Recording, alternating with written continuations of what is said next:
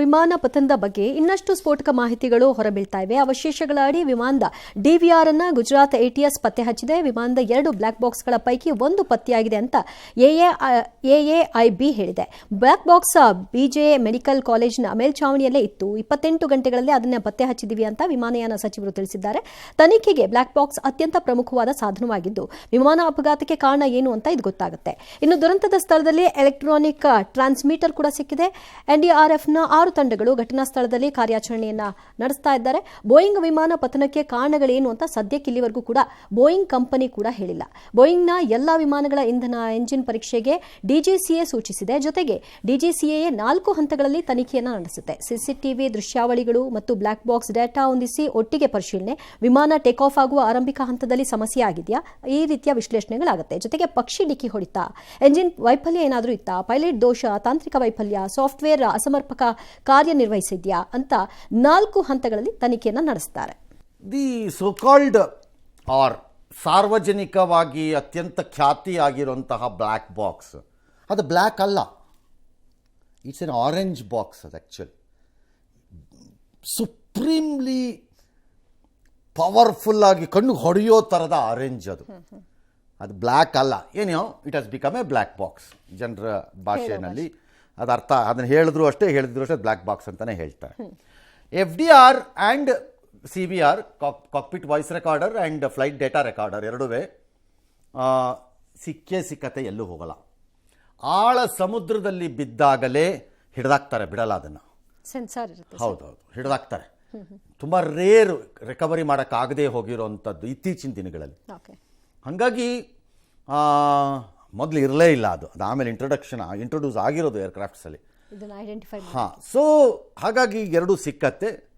Crucial ಇನ್ಫಾರ್ಮೇಷನ್ಸನ್ನ ಅದು ಕೊಡುತ್ತೆ. Flight FDR ಕೊಡುತ್ತೆ. CVR ಏನು ಕೊಡುತ್ತೋ ಬಿಡುತ್ತೋ ನನಗೆ ಗೊತ್ತಿಲ್ಲ, ಬಿಕಾಸ್ ಹಾರ್ಡ್ಲಿ ಅಲ್ಲಿ ಏನು ಟೈಮ್ ಇದ್ದಂಗೆ ಕಾಣಿಸ್ತಿಲ್ಲ ಕಾಕ್ಪಿಟ್ಗೆ.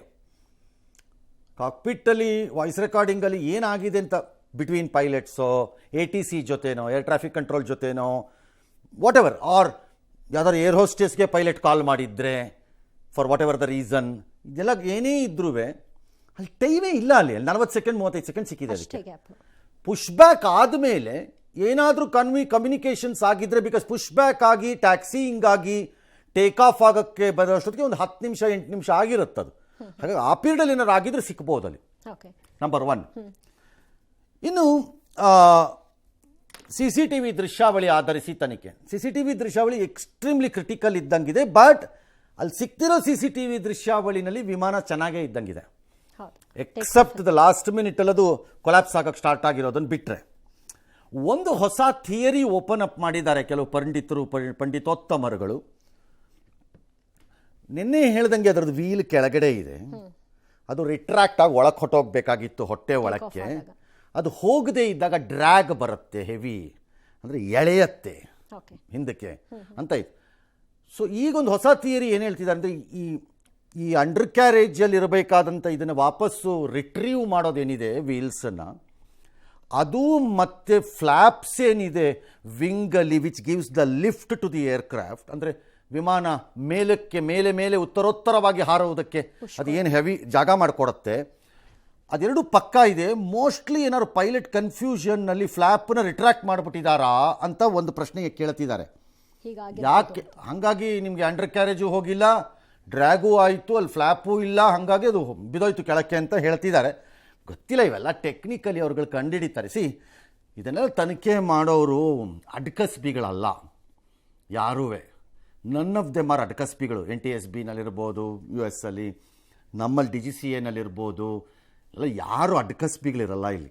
ಇಂಥದ್ದೆಲ್ಲ ತುಂಬ ನೋಡಿರ್ತಾರೆ. ನಾನು ನೆನ್ನೆನೇ ಹೇಳ್ದಂಗೆ ವಿಮಾನಯಾನ ಕ್ಷೇತ್ರದಲ್ಲಿ ಅಪಘಾತಗಳು ಮತ್ತು ಈ ರೀತಿ ವಿಚಾರನ ತುಂಬ ಚೆನ್ನಾಗಿ ಹಂಚ್ಕೋತಾರೆ ಎಲ್ಲರೂ. ಒಬ್ರಿಗೊಬ್ರು ಹಂಚ್ಕೊಂಡಿರ್ತಾರೆ. ಹಾಗಾಗಿ ಲೆಟಸ್ ಸಿ ಅದು ಏನು ಅಂತ. ಪಕ್ಷಿ ಡಿಕ್ಕಿ ಹೊಡಿತಾ ಹೀಗೆ ನೋಡೋಣ. ಅದು ಎಲ್ಲಿ ನಮ್ಮ ಕಣ್ಣು ಕಾಣಿಸದ ಪಕ್ಷಿಗಳು ಬಂದು ಹೊಡೆದು ಬಿಟ್ಟಿದ್ರೆ ನೋಡೋಣ ಅದು ಎಲ್ಲಿ ಹೊಡೆದಿರತ್ವೆ ಅಂತ. ಹೊಡೆದಿದ್ರೆ ಅಲ್ಲಿ ಇರಲೇಬೇಕು, ಎಲ್ಲೂ ಹೋಗಲ್ಲ. ಎಸ್, ವಿಮಾನ ದಗದಗಿಸ್ತು, 1000 ಡಿಗ್ರಿಗೆ ಹೋಯಿತು ಅಂತ ಹೇಳಿದ್ರು. ಆಗಲೇ ಹೇಳಿದೆ ಅದನ್ನು. 1.25 ಲಕ್ಷ ಲೀಟ್ರ್ ಇತ್ತು ಅಂತ ಇದ್ದಾರೆ ಇಂಧನ. I am surprised, completely surprised. See, this is a max to max ಒಂದು 9 ಗಂಟೆ 9.25 ಗಂಟೆ, ಭಾಳ ಜಾಸ್ತಿ ಅಂದರೆ ಫ್ಲೈಯಿಂಗ್ ಇರಬೇಕಾದ್ದು. Okay, time. ಕೆಲವು ಕಡೆ ಕೆಲವು ಏರ್ಲೈನ್ಸು ಕೆಲವು ಚೋದಿ ಇದ್ರ ಕೆಲಸ ಮಾಡುತ್ತವೆ, ಕೆಟ್ಟ ಕೆಲಸನ. ಎಲ್ಲಿ ATF ಚೀಪರ್ ಇರುತ್ತೆ ಅಲ್ಲಿ ಎಕ್ಸ್ಟ್ರಾ ಹಾಕಿಸ್ಕೊಳ್ಳೋದು ಇದೆಲ್ಲ ನಡೆಸ್ತಾರೆ. ಓಕೆ, ನಡೆಸಲ್ಲ ಅಂತೇನಿಲ್ಲ. ಅದು ಮನುಷ್ಯ ಎಲ್ಲ ಕಡೆನೂ ಮಾಡ್ತಾನೆ, ಅದನ್ನೇನು ಅವರೊಬ್ಬರೇ ಮಾಡ್ತಿದ್ದಾರೆ ಅನ್ಕೋಬೇಡಿ. ಕರ್ನಾಟಕದಲ್ಲಿ ಈಗ ಡೀಸೆಲ್ ಮೇಲಿನ ಟ್ಯಾಕ್ಸ್ಗಳು ಹೆವಿ ಆದರೆ ಕರ್ನಾಟಕ ಪ್ರವೇಶ ಮಾಡಲಿಕ್ಕೆ ಮೊದಲು ಲಾರಿಗಳು ಹೊಸೂರಲ್ಲಿ ಹಾಕಿಸ್ಕೊಂಡು ಬಂದುಬಿಡ್ತಾರೆ. ಅಲ್ಲಿಂದನೇ ಹಾಂ, ಕರ್ನಾಟಕ ದಾಟದ ಮೇಲೆ ಮತ್ತೆ ಹಾಕಿಸ್ತಾರೆ ಹೊರಕ್ಕೆ ಹೋಗಿ. ಹಾಗೆ ಇಲ್ಲೂ ಅಂಥದ್ದೆಲ್ಲ ಇದೆ. 1 ಲಕ್ಷ ಯಾಕೆ ಫಿಲ್ ಮಾಡಿಕೊಂಡ್ರು ನೋ ಐಡಿಯಾಪ್ಪ, ಗೊತ್ತಿಲ್ಲ. ಅದಕ್ಕೆ ಅವರೇ ಉತ್ತರ ಕೊಡ್ತಾರೆ, ಅಥವಾ ಏನು ನೆಸಿಟಿ ಇತ್ತೋ ಗೊತ್ತಿಲ್ಲ.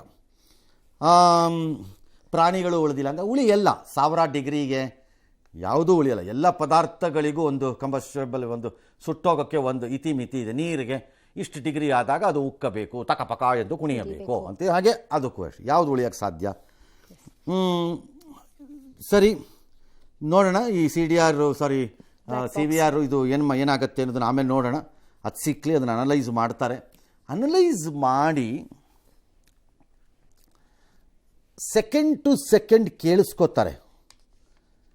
ಬೇರೆ ನಾಯ್ಸ್ಗಳೇನಾದರೂ ಬಂದರೂ ಅದನ್ನು ಗಮನಿಸ್ತಾರೆ. ಔಟರ್ ನಾಯ್ಸ್ಗಳು ಯಾವ್ದಾದ್ರು ಇದ್ರೂ CVRಲ್ಲಿ, ಕಾಕ್ಪಿಟ್ ವಾಯ್ಸ್ ರೆಕಾರ್ಡರ್ನಲ್ಲಿ FDR ತೋರಿಸುತ್ತೆ.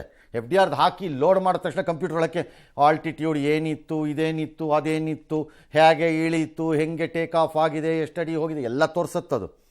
ಸೊ ಇದನ್ನು ಕೇಳಿಸ್ಕೋತಾರೆ ಕೂತ್ಕೊಂಡು ಎಲ್ಲನೂ. ದೆನ್ ಇಫ್ ನೆಸಸರಿ ಅವ್ರಿಗೆ ಪರ್ಫೆಕ್ಟ್ ಕ್ಲಾರಿಟಿ ಸಿಕ್ಬಿಟ್ರೆ ಬೇಕಾಗಿಲ್ಲ, ಇಲ್ಲದೇ ಇದ್ದರೆ ದೇ ಗೋ ಟು ಸಿಮ್ಯುಲೇಟರ್ಸ್ಗೆ ಹೋಗ್ತಾರೆ. They will go to simulators. What is simulator? ಎಲ್ಲ ವಿಮಾನಗಳಿಗೆ ಇದು 787 ಡ್ರೀಮ್ ಲೈನರ್, ಹಾಗೆ 737 ಇರುತ್ತೆ, 747 ಜಂಬೋ ಇದೆ, A300, A320, A380 ಏರ್ಬಸ್ಸಲ್ಲಿ ಹೀಗಿರುತ್ತೆ. ಈ ವಿಮಾನಗಳಿಗೆ ಆ ವಿಮಾನಗಳ ಕಾಕ್ಪಿಟ್ ಏನಿದೆ ಅಂದರೆ ಪೈಲಟ್ ಕೂತ್ಕೊಳ್ಳುವಂತಹ ಜಾಗ, ಕ್ಯಾಬಿನ್ ಏನಿದೆ, ಆ ಕ್ಯಾಬಿನನ್ನು ಹಾಗೆ ಮರುಸೃಷ್ಟಿ ಮಾಡಿರುವಂತಹ ಉಪಕರಣಗಳಿರುತ್ತವೆ. ಅದರಲ್ಲಿ ಟ್ರೈನಿಂಗೂ ಆಗಿರುತ್ತೆ ಇವರಿಗೆಲ್ಲ, ಅಪಾರ್ಟ್ ಫ್ರಮ್ ರೆಗ್ಯುಲರ್ ಟ್ರೈನಿಂಗ್ ಆಗಿರುತ್ತೆ. ಅಲ್ಲಿ ತಗೊಂಡೋಗಿ ಈ ಡಾಟಾನ ಮರುಸೃಷ್ಟಿನೂ ಮಾಡ್ತಾರೆ ಎಷ್ಟೋ ಸರಿ. ಇದರಲ್ಲಿ ಅವ್ರು ಮಾಡಬೇಕಾಗತ್ತೋ ಬಿಡುತ್ತೋ ನನಗೆ ಐಡಿಯಾ ಇಲ್ಲ. It will be again recreated. ಅಂದರೆ ನಮ್ಮಲ್ಲಿ ಕ್ರೈಮ್ ಸೀನನ್ನು ರೀಕ್ರಿಯೇಟ್ ಮಾಡ್ತಾರೆ ಪೊಲೀಸ್ನವರು ಇನ್ವೆಸ್ಟಿಗೇಷನಲ್ಲಿ ಅಂತ ಹೇಳ್ತೀವಿ ನಾವು. ಹಾಗೆ ಅಲ್ಲಿ ರೀಕ್ರಿಯೇಟ್ ಆಗತ್ತೆ ಅಲ್ಲೂ. ಆ ಹೈಟ್ಗೆ ಸಿಮ್ಯುಲೇಟರಲ್ಲಿ ನೀವು ಅದರೊಳಗಡೆ ಕೂತ್ಕೊಂಡು ಮಾಡುವಾಗ ರೆಗ್ಯುಲರ್ ವಿಮಾನ ಓಡಿಸ್ದಂಗೆ ಆಗತ್ತದು. ಎಲ್ಲ ಅನುಭವನೂ ವಿಮಾನದ್ದೇ ಇರುತ್ತೆ. ಇತ್ತೀಚೆಗೆ ಬಂದಿರೋ ಕೆಲವು ಸಿಮ್ಯುಲೇಟರ್ಗಳಲ್ಲಿ ಅನ್ಬಿಲೀವಬಲ್ 3D ಇದರಲ್ಲಿಂದ ವರ್ಚುವಲ್ ವರ್ಲ್ಡನ್ನೇ ಸಿಮ್ಯುಲೇಟ್ ಮಾಡಿಕೊಡತ್ತದು. ಹಾಗೆಲ್ಲ ಇದೆ, ತುಂಬ ಚೆನ್ನಾಗಿದೆ ಈಗ ಟೆಕ್ನಾಲಜಿ. ಹಾಗಾಗಿ ಸಿಮ್ಯುಲೇಷನ್ಗೂ ಹೋಗ್ತಾರೆ, ಕಂಡು ಹಿಡಿತಾರೆ ಇದು ಯಾಕಾಯಿತು ಈ ಆಕ್ಸಿಡೆಂಟ್ ಅಂತ. ಈ ಕ್ಷಣಕ್ಕೆ ಬರದೆ ಹೋದ್ರು ಎಸ್.